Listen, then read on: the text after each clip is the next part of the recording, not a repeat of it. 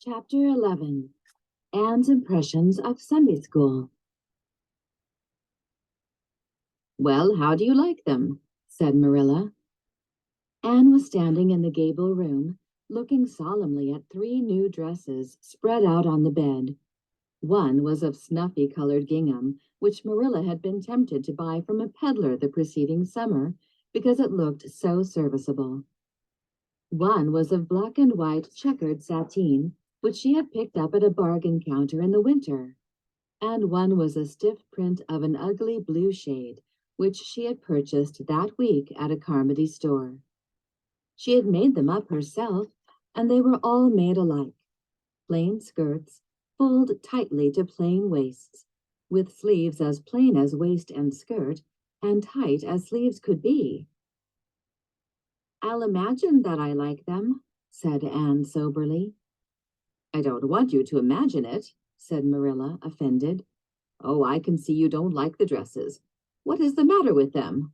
Aren't they neat and clean and new?" "Yes." "Then why don't you like them?" They're not pretty," said Anne reluctantly. "Pretty?" Marilla sniffed. "I didn't trouble my head about getting pretty dresses for you. I don't believe in pampering vanity, Anne. I'll tell you that right off. Those dresses are good, sensible, serviceable dresses, without any frills or furbelows about them, and they're all you'll get this summer. The brown gingham and the blue print will do you for school when you begin to go. The sateen is for church and Sunday school. I'll expect you to keep them neat and clean and not to tear them. I should think you'd be grateful to get most anything after those skimpy, wincey things you've been wearing." "Oh, I am grateful," protested Anne, "but I'd be ever so much gratefuler if you'd made just one of them with puffed sleeves. Puffed sleeves are so fashionable now. It would give me such a thrill, Marilla, just to wear a dress with puffed sleeves." "Well, you'll have to do without your thrill. I hadn't any material to waste on puffed sleeves. I think they are ridiculous-looking things anyhow. I prefer the plain, sensible ones." "But I'd rather look ridiculous when everybody else does than plain and sensible all by myself," persisted Anne mournfully. "Trust you for that. Well, hang those dresses carefully up in your closet, and then sit down and learn the Sunday school lesson. I got a quarterly from Mr. Bell for you, and you'll go to Sunday school tomorrow," said Marilla, disappearing downstairs in high dudgeon. Anne clasped her hands and looked at the dresses.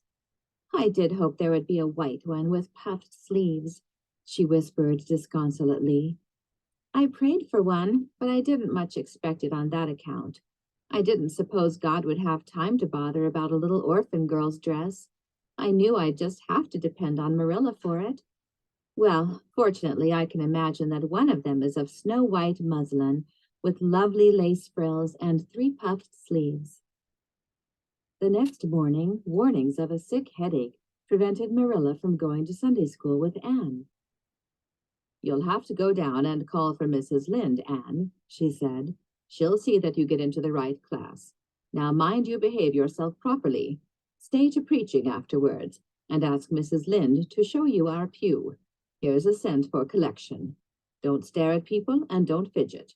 I shall expect you to tell me the text when you come home." Anne started off irreproachable, arrayed in the stiff black and white sateen, which, while decent as regards length, and certainly not open to the charge of skimpiness, contrived to emphasize every corner and angle of her thin figure. Her hat was a little, flat, glossy new sailor, the extreme plainness of which had likewise much disappointed Anne, who had permitted herself secret visions of ribbon and flowers. The latter, however, were supplied before Anne reached the main road, for being confronted halfway down the lane with a golden frenzy of wind-stirred buttercups and a glory of wild roses, Anne promptly and liberally garlanded her hat with a heavy wreath of them.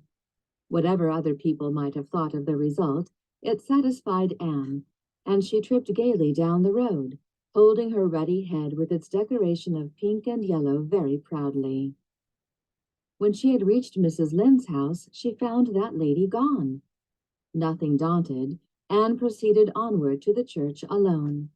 In the porch, she found a crowd of little girls, all more or less gaily attired in whites and blues and pinks, and all staring with curious eyes at this stranger in their midst with her extraordinary head adornment. Avonlea little girls had already heard queer stories about Anne. Mrs. Lynde said she had an awful temper. Jerry Boot, the hired boy at Green Gables, said she talked all the time to herself or to the trees and flowers, like a crazy girl. They looked at her and whispered to each other behind their quarterlies. Nobody made any friendly advances, then or later on, when the opening exercises were over, and Anne found herself in Miss Rogerson's class. Miss Rogerson was a middle-aged lady who had taught a Sunday school class for 20 years. Her method of teaching was to ask the printed questions from the quarterly and look sternly over its edge at the particular little girl she thought ought to answer the question.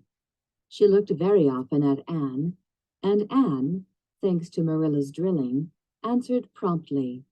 But it may be questioned if she understood very much about either question or answer. She did not think she liked Miss Rogerson, and she felt very miserable. Every other little girl in the class had puffed sleeves. Anne felt that life was really not worth living without puffed sleeves. "Well, how did you like Sunday school?" Marilla wanted to know when Anne came home. Her wreath having faded, Anne had discarded it in the lane, so Marilla was spared the knowledge of that for a time. "I didn't like it a bit. It was horrid." "Anne Shirley," said Marilla rebukingly. Anne sat down on the rocker with a long sigh, kissed one of Bonnie's leaves, and waved her hand to a blossoming fuchsia. "They might have been lonesome while I was away," she explained. "And now about the Sunday school. I behaved well, just as you told me. Mrs. Lynde was gone, but I went right on myself. I went into the church with a lot of other little girls, and I sat in the corner of a pew by the window while the opening exercises went on. Mr. Bell made an awfully long prayer. I would have been dreadfully tired before he got through if I hadn't been sitting by that window, but it looked right out on the lake of shining waters, so I just gazed at that and imagined all sorts of splendid things." "You shouldn't have done anything of the sort. You should have listened to Mr. Bell." "But he wasn't talking to me," protested Anne. "He was talking to God. And he didn't seem to be very much interested in it either. I think he thought God was too far off, though." There was a long row of white birches hanging over the lake, and the sunshine fell down through them way, way down, deep into the water. Oh, Marilla, it was like a beautiful dream. It gave me a thrill, and I just said, "Thank you for it, God," 2 or 3 times. "Not out loud, I hope," said Marilla anxiously. "Oh, no, just under my breath. Well, Mr. Bell did get through at last, and they told me to go into the classroom with Miss Rogerson's class. There were 9 other girls in it. They all had puffed sleeves. I tried to imagine mine were puffed too, but I couldn't. Why couldn't I? It was as easy as could be to imagine they were puffed when I was alone in the east gable, but it was awfully hard there among the others who had really truly puffs." "You shouldn't have been thinking about your sleeves in Sunday school. You should have been attending to the lesson. I hope you knew it." "Oh, yes, and I answered a lot of questions. Miss Rogerson asked ever so many. I don't think it was fair for her to do all the asking. There were lots I wanted to ask her, but I didn't like to because I didn't think she was a kindred spirit." Then all the other little girls recited a paraphrase. She asked me if I knew any. I told her I didn't, but I could recite the dog at his master's grave if she liked. That's in the 3rd Royal Reader. It isn't a really truly religious piece of poetry, but it's so sad and melancholy that it might as well be. She said it wouldn't do, and she told me to learn the 19th paraphrase for next Sunday. I read it over in church afterwards, and it's splendid. There are 2 lines in particular that just thrill me. "Quick as the slaughtered squadrons fell in Midian's evil day." I don't know what squadrons means, nor Midian either, but it sounds so tragical. I can hardly wait until next Sunday to recite it. I'll practice it all the week.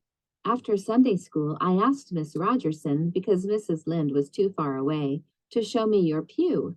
I sat just as still as I could, and the text was Revelations, 3rd chapter, 2nd and 3rd verses. It was a very long text. If I was a minister, I'd pick the short, snappy ones. The sermon was awfully long, too. I suppose the minister had to match it to the text. I didn't think he was a bit interesting. The trouble with him seems to be that he hasn't enough imagination. I didn't listen to him very much. I just let my thoughts run, and I thought of the most surprising things. Marilla felt helplessly that all this should be sternly reproved, but she was hampered by the undeniable fact that some of the things Anne had said, especially about the minister's sermons and Mr. Bell's prayers, were what she herself had really thought deep down in her heart for years, but had never given expression to. It almost seemed to her that those secret, unuttered, critical thoughts had suddenly taken visible and accusing shape and form in the person of this outspoken morsel of neglected humanity.